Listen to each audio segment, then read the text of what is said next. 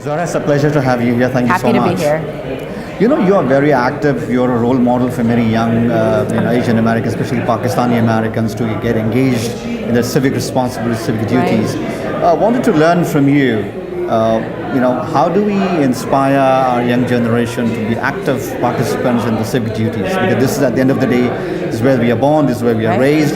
So we should be participating more engaging, I guess. Absolutely. I think that it's important to remind young people of the power they have. So many social movements and civic change are born out of the youngest generations within us. And so as mentors, as adults, as a community, it's really important for us to give them the space that they need to grow and develop, to support them as they explore the different paths, recognizing that every person is different and has something different and unique to contribute to our community.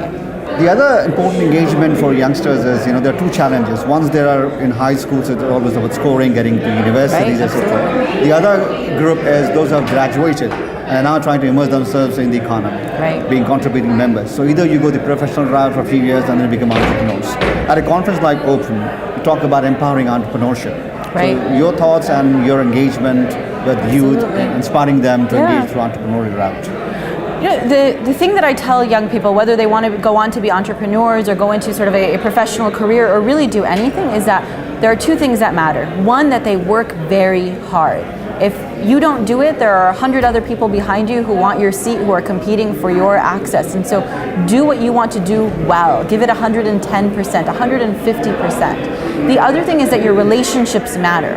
It's not just about doing well on a test or about even earning a certain amount of money. It's also about knowing the right people, making sure that they can rely on you, that they can trust you, that you are seen as a value add where you go, that people enjoy being around you and recognize what you do.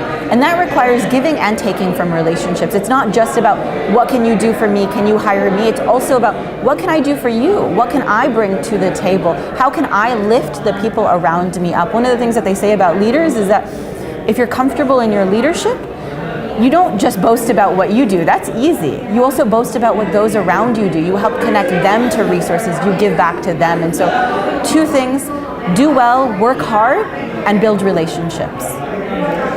When it comes to the first generation Pakistanis or Asians in general, there's always the struggle with your past. You want to live the legacy of your past, but trying to assimilate into this culture. Then you want to pass on that legacy to your kids, who may or may not relate completely to where you come from. Of course. So you address both the populations. So I'm trying to learn again from you.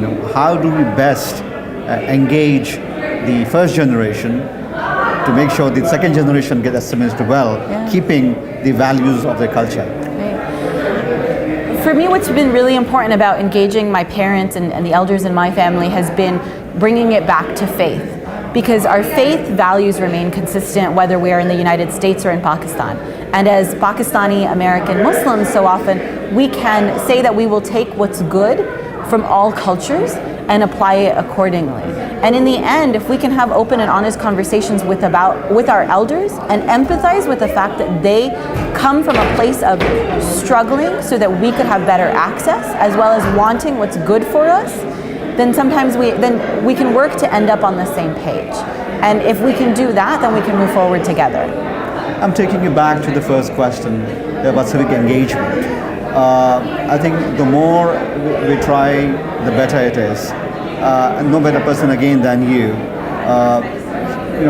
If you can share with us some of the methodologies that you apply and the organization you work with apply in engaging the youngsters. It's so critical that, like I said, this is their country, this is where they belong. Why is it important for them first to understand that they have to be part and parcel of the civic engagement, and what is the best way or ways to get engaged? Absolutely. I would say that there are two reasons to really sort of boil it down in terms of why it's important to get involved. The first is, if we are not involved, if we are not engaged, then we can't complain when things go wrong. The other part is that we need to recognize that as a community and as individuals, we actually add value. We bring unique perspectives, whether it's understanding the issues on the ground in Pakistan or understanding the unique needs of Silicon Valley entrepreneurs, or how to better our schools and our healthcare and our local communities. We add that value. So what to do? The first thing that we work with young people to do is help them understand the systems that they are concerned with, whether it's the media or politics or local process. Making sure that you understand is the first step to getting involved. If you don't know how it works, you can't get involved and add something.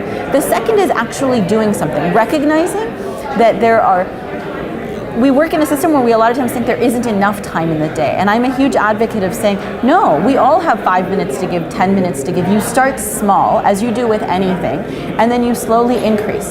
So for some people, that means writing a letter to the editor about something that interests them. We don't need people to just talk about Muslim or Pakistani issues. We need people to talk about science and technology and academics from the unique voice that they have. So whether it's writing a letter to the editor or simply voting, engaging with your local elected officials, or organizing the community, whether it's organizing a huge forum like the Open Forum where people can come together and build relationships, or organizing a town hall meeting in your local community about the new library or the new school.